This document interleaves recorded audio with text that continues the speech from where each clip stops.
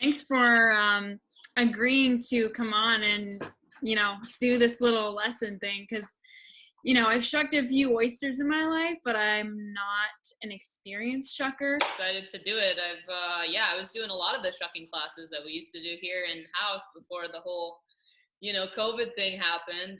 So basically, this is actually the bottom part of the shell, and this is actually the top part of the shell. So the flatter part is how we want to have it.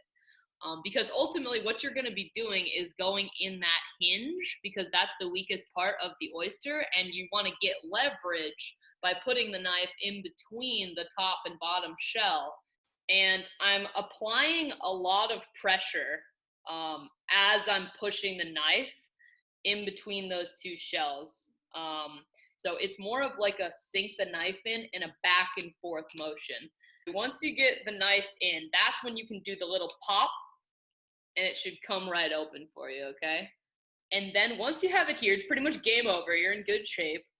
But you still need to cut the abductor muscle. As close as possible, put the knife to the top part of that shell, because the abductor is connected on the top and the bottom. And so the idea is to just sever it, and it should kind of come right off. And then you can see now you have your little oyster inside that's exposed. And then the final movement is going to be to loosen the meat. And so this little fleshy part here, this little white part, you're just going to want to put the knife as close as possible on the inside of the shell. Just kind of cut that, make sure everything's all loose inside. And then it's, ready to be slurped, I guess. Cheers. Yeah. I'm going to try to replicate. Okay, so I don't have any gloves. Yeah, we can kind of like do it together too if you want. Yeah. I was going to do it, but I thought I'd let you do your thing first, and then maybe you can show me if I'm doing it right. Yeah, for sure. Yeah, I don't have any gloves. I just have a towel, and I'm holding it like that.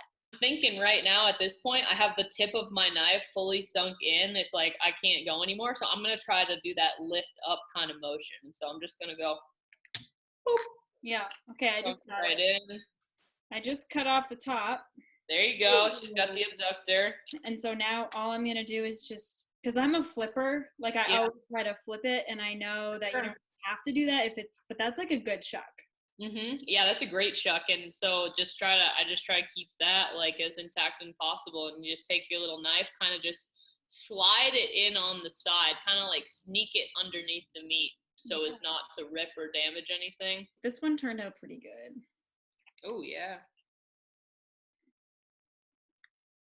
This is very productive. Yeah. Do you have anything else that you want to share? Just thank you for all you guys do at Maine Aquaculture.